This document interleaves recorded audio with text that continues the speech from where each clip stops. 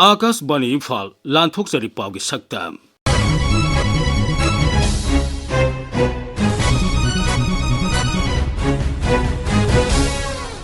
सक्तम असिदा हुम्बुद्रा तरुक सुबा बन मर्सोप लिसिंग अनि कुनमंगा लोइसनखिबा पौमी सिंगी वाकट मिफम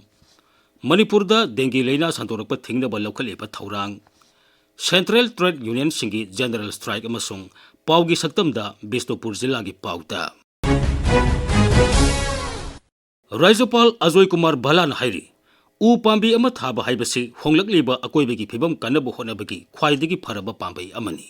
सिटी कन्वेंशन सेंटर इम्फाल दा निंगथौकाबा नुमित पांगथोखिबा हुम्बुद्रा तरुक सुबा बन मर्सोप लिसिंग अनि कुनमंगा लोइसनबगी थोरमदा वा ngangbada राज्यपाल हाइ मणिपुर असि इना खुलबा ecological heritage अमसुंग सिंगी लमगी biodiversity निंगथिने lab लमदम अमनी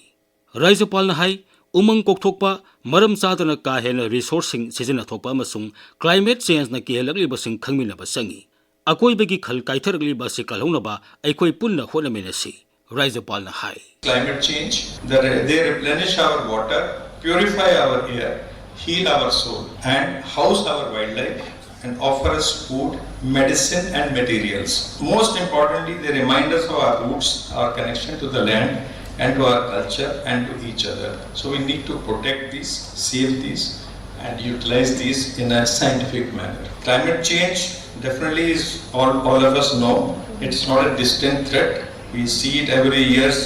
rising temperatures, erratic rainfalls, extreme weather events, cloud bursts are happening all over the country and suddenly we find a lot of people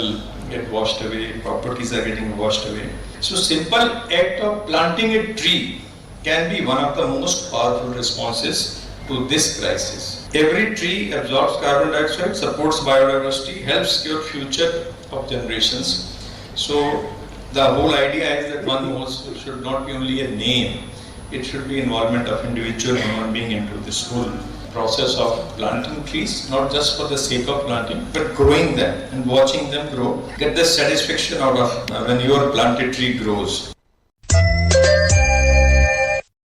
गोल ताबी थौदोक्ता सरकार न तुमिन इलेक्शन बबु यानिंगदब फोंदोक्तुना पौमिसिंगना निथौकाबा नुमिता कैसामपाता वाकर मिफम फमदुना खोंजंग संगसिनखी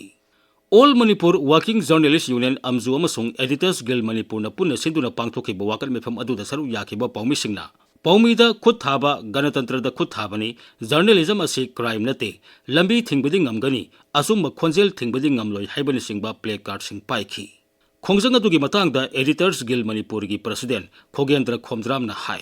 अखोई पाउमी जी याम डिस्टर्ब तौगिबा अखोई थबक कायबा पीगिबदुगी मदुगी मतंगदा खुदकी ओइबा खोंजंग खबर लेपन सिंबा इलेक्ट्रॉनिक मीडिया की पाव की थबक लेपा सुबाइना तौर लाए होय अखोइना हाइजबा मतुंगिना इंक्वायरी कमिटी मा सेमदना इंक्वायरी मा सथगरे अदुबो इंक्वायरी की रिपोर्ट से कुइरे पिखतखिबा अदो हजु फावबा इंक्वायरी सिदा करी करी हाइरी हाइबदुसु अखोइदेसु खंगन बिदे अखोइना हाइजबदगी इंक्वायरी से तौगिबनी अदुसु हाइबिद्रे हाइदबदुसु पारे इंक्वायरी दुगी मतुंगिना लखोइकदबा एक्शन लखोटपदुसु मधु सुमुदबा अमाइना सु मखोइगी मीडिया से दुम सांगनबगी मौंगदा तौबा अदो खोइगी मीडिया सिबो हाटपा सिगुमबसदि काइमता खंदबदौ तौवे मणिपुरदा सही असिगी जनवरी थादगी हौसिक फावबदा डेंगी नाबा मिगी मसिंग हुम्बुद्रानि थोइ सुरे लेना असिना मरम ओइदुना मियोय अमा लेखिद्रे हिरम असिगा मरी लेना आकाशवाणी इम्फाल की ई पाउ कांगबुगा लेबापोब नुबिता अखनना उनबदा स्टेट मलेरिया ऑफिसर डॉक्टर सलाम प्रिय कुमार हाइ लेना असी मरुइना इम्फाल ईस्ट इम्फाल वेस्ट अमसुंग बिष्णुपुर जिला की मफम कयादा संदोरकपा थेंगनरे लेना असिगी येंगलगा इम्फाल ईस्ट अमसुंग इम्फाल वेस्ट जिलादा लेबा हेल्थ सेंटर सिंगदा ब्लड कलेक्शन तौबगी थबक सिंग पाइखटली मियामना युमगी येनखा लुखादा लेबा पात्र सिंगदा इसिंग तुंगंदुना थमलोइदबनी यारिबा मखै कांगना चेंदना बहोनगदबनी मागना हाइ 2025 के जनवरी देगिना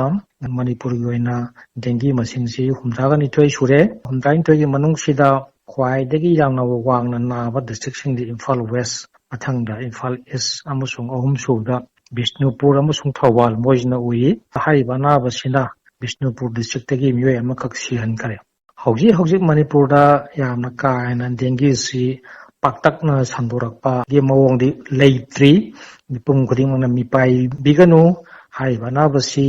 यामना साथीगन मदु मनाबा अमसु नते हाइबा नाबसि थिंगनाबा अखोइगी स्टेट की साइड देगेजो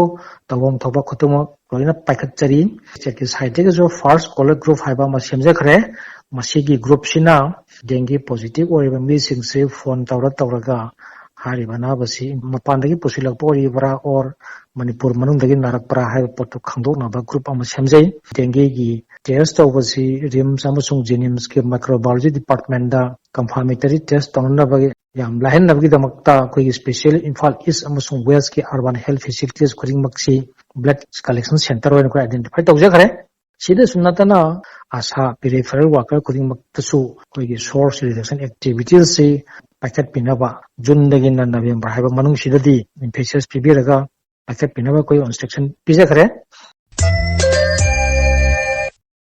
ꯁꯦꯟꯇ꯭ꯔꯦꯜ ꯇ꯭ꯔꯦꯗ ꯌꯨꯅꯤꯌꯟꯁꯤꯡꯅ ꯇꯣꯉꯥꯟꯕ ꯗꯥꯕꯤꯁꯤꯡ ꯇꯛꯁꯤꯟꯗꯨꯅ ꯂꯩꯕꯥꯛ ꯁꯤꯟꯕ ꯊꯨꯡꯕꯗ ꯌꯨꯝꯁꯀꯩꯁ ꯅꯨꯃꯤꯠꯇ ꯆꯠꯊꯈꯤꯕ ꯖꯦꯅꯔꯦꯜ ꯁ꯭ꯇ꯭ꯔꯥꯏꯛ ꯔꯥꯏꯖ꯭ꯌ ꯑꯁꯤꯗꯁꯨ ꯃꯄꯨꯡ ꯐꯥꯅ ꯆꯠꯊꯈꯤ ꯑꯣꯜ ꯃꯅꯤꯄꯨꯔ ꯕꯦꯡꯛ ꯑꯦꯝꯄ꯭ꯂꯣꯌꯤꯁ ꯑꯦꯁꯣꯁꯤꯌꯦꯁꯟꯅ ꯁꯤꯟꯗꯨꯅ ꯕꯦꯡꯛꯀꯤ ꯀꯔꯃꯆꯥꯔꯤꯁꯤꯡꯅ ꯏꯝꯐꯥꯜꯒꯤ MG ꯑꯦꯚꯦꯅ꯭ꯌꯨꯗ ꯈꯣꯡꯖꯪ ꯆꯪꯁꯤꯟꯈꯤ ꯈꯣꯡꯖꯪ ꯑꯗꯨꯗ ꯁꯔꯨꯛ ꯌꯥꯈꯤꯕ ꯂꯨꯞ ꯑꯁꯤꯒꯤ ꯖꯦꯅꯔꯦꯜ ꯁꯦꯀ꯭ꯔꯦꯇꯔꯤ ꯁꯣꯏꯕꯝ ꯏꯟꯗ꯭ꯔꯀꯨꯃꯥꯔꯅ ꯍꯥꯏ ꯁꯤꯟꯃꯤꯁꯤꯡꯒꯤ ꯈꯨꯠꯁꯨꯃꯜ ꯊꯕꯛ ꯁꯨꯕꯒꯤ ꯃꯑꯣꯡ ꯁꯣꯁꯤꯌꯦꯜ ꯁꯦꯀ꯭ꯌꯨꯔꯤꯇꯤꯅꯆꯤꯡꯕ ꯌꯥꯎꯅ ꯂꯦꯕꯔ ꯂꯣ 19 ꯍꯧꯖꯤꯛ ꯐꯥꯎꯕꯗ ꯃꯄꯨꯡ ꯐꯥꯅ ꯆꯠꯅꯗ꯭ꯔꯤ ꯃꯔꯛ ꯑꯁꯤꯗ ꯑꯅꯧꯕ ꯂꯦꯕꯔ ꯀꯣꯗ ꯁꯦꯝꯂꯛꯄꯅ ꯁꯤꯟꯃꯤꯁꯤꯡꯗ ꯈꯨꯗꯣꯡꯆꯥꯗꯕ ꯀꯌꯥ ꯊꯣꯛꯍꯜꯂꯤ ꯁꯤꯟꯃꯤꯁꯤꯡꯗ ꯊꯥ ꯑꯃꯗ ꯌꯥꯝꯗ꯭ꯔꯕꯗ ꯂꯨꯄꯥ 16,000 ꯐꯪꯍꯜꯂꯨ ꯍꯥꯏꯕꯁꯤ ꯈꯣꯡꯖꯪ ꯑꯁꯤꯒꯤ ꯗꯥꯕꯤꯅꯤ ꯃꯍꯥꯛꯅ ꯍꯥꯏ भारत सिदा एनफोर्स तौदुना लेबा लो 19 से लोइना मुथक्कदा इनुंग नोबर लेबर कोड हाइदरा सिनमी सिंग लेबर सिंग सिबु रेगुलेट तौनबु चंदलोन मरी खचना हलनिना लौथोरे 2019 अमसुंग 20 हरिबा पार्लियामेंट से पास तौग्रबा दुगुम कोड मरी सि करिबुंबा नबा हौग्रगदि हान लेरंबा लेबर लो पुनमक बेकिंग सेक्टर द लेरमीबा रेगुलेशन सर्विस कंडीशन पुनमक से लोइना फॉरगो तौरगा इनुंग नोबा लो अम चटनरनी हाइबगी अलार्मिंग सिचुएशन अमा लानी मसी थेंगुदब यादे हाइबगी खुंजंगदने बखन मसी चंगथनजरीबस आकाशवाणी इम्फाल की पाव की सक्तमदा अखोई बिष्णुपुर पाउमी RK मणिपुर सनाना बिष्णुपुर जिला की पाउतम की सरुकम ओइना प्लास्टिक सिजनब थिंगबगी मतांगदा पीबा पाउदा अखोई अकोइबगी फिबमदा नोंगी अहोंब कया मरुम लाई अहोंबसिंग असिदा अयिंग असा की खलदा अहोंब पिरकबा असिदा मालेंगी अखंग अहिसिंग कयाना असिगुंबा अकोइबगी फिबम असिदा मियंग चंगबा हौरकले अखोइना चौखटपगी मिंगदा अमदि यामना लाइना नुंगाइना हिंगनबा होनरकपदा प्लास्टिक असी नोमद चंगदब यादब पोलम अमा ओइरकपा असिनी मसिना अयिंग असागी खलदा यामना चावना अकाबा पीबत नतना हक्सेलदसु यामना मांग तांग मसक अमा ओइरी मसिगी मतांगदा Laishram Gokul Chandra public health engineer environmental engineer ओइरम लबा मिसक असिना असुमना हाय प्लास्टिक से अयामना मई थादोई मई थादोप मतमदा अतै अतै गैस मयाम अमा थोई मदुगी मनुंगदा हेल्थ की ओइना कैंसर यामना नागनबा डाइऑक्सिन नाइना तौबा अदुम गैस मखल अमा थोई मिओइबा खोइदा नतना सासन कयादसु लाइना मयाम अमा थोहनबा आस्मा थोहनबा लंग्स दा नाबा हार्ट की निमोनिया ब्रोंकाइटिस लन इन्फेक्शन कुंबा मयाम थोहनबा मक असी डाइऑक्सिन हारिबा गैस हेसिना थोहली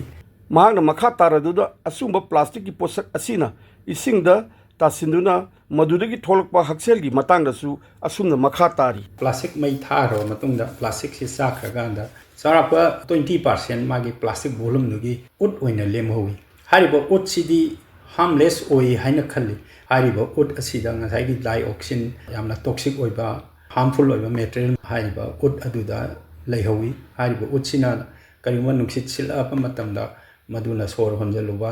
दा लंग्स दा लाइना पोहनबा हारिबा उट असिना नोंग चुरकांदा पुखरी पाट तुरेंदा पुदगरबा मतुंगदा पोल्यूशन थोहनबा वाटर पोल्यूशन थोहली वफमसिंग असिदगी अखोइना खंगी प्लास्टिक न मरम ओइदुना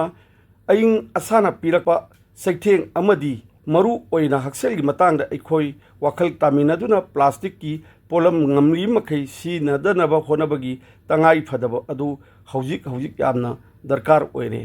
प्लास्टिक सिनबगी सांगसी कयाम सिनबगी हाइबा अदु बिष्णुपुर म्युनिसिपालिटी की चेयरपर्सन लाइश्रम मनियामना माकी स्टाफ ओइरिबा सफाई कर्मचारी सिंगदगी खोंगबटप रिपोर्ट मियामद थमजगे अखोई बिशमपुर हेडक्वार्टर से खक्तंगी ओइना नोंमदा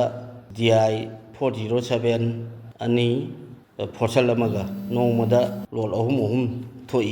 लोइनाना इथाई बेरेज दसु अमुक थोखिद्रब मोंगदा प्लास्टिक बोतल ना तौथरकी बसिंग मीडिया रिपोर्ट सिंग दा इखोइना खंखरे अमदी उखरे masing yamlaba plastic bottle kaya ama thai berej asida tawthrei hantaksu 2025 ki oina sahi tara mu hairiba ithai berej asida DT tawdona lerakpa matamda manipur ki mafam kaya adagi tawthrakpa khoi maru oina ithai berej damna lakpada leiriba khoi gi thamdariba turen sing asigi tawthroga plastic bottle sing asi adoki matik masing yami khoi lekai du leiriba local volunteer sing amadi department ni miyoi sing atop mafam kaya adagi lakpa miyoi kaya amana khoi gi hairiba numit manga tarukni hairiba plastic bottle sing ase lauthokpada loiba ngamde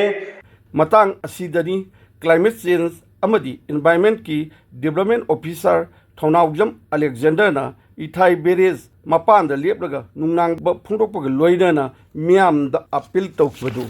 अखोई Tungi generation की दमकता environment की दमकता खलगा plastic सिन्नबगी चांग से हंधनबा मैं पुनब होना मिनसी अरुगा लोइना लोइना government सु single use plastic ban तौबगी खोंजंग मसु हौजे हौजे संजलिबा खोंथांग असे सिदैदा मैं पुनमक्सु मतेंग पांगबिदुना अते अते प्लास्टिक पोलमसिंग सिन्नब लोइरकांदा लंबी सोरोकता लमजाउदा इरमदा नलादा हुंदोकपगी चनबीसे मैं पुना थादोकपियु हौजिक लागलिबा वाफमदी plastic na ekhoi akoibagi khalda akanba seitheng ama piduna aing asada akariba pirakpada masina hakselda pirakpa seitheng singdagi ngakthok sahunaba handaki thabum ama sathakiba World Environment Day gi pandamda ending plastic pollution lomda mai onsilasi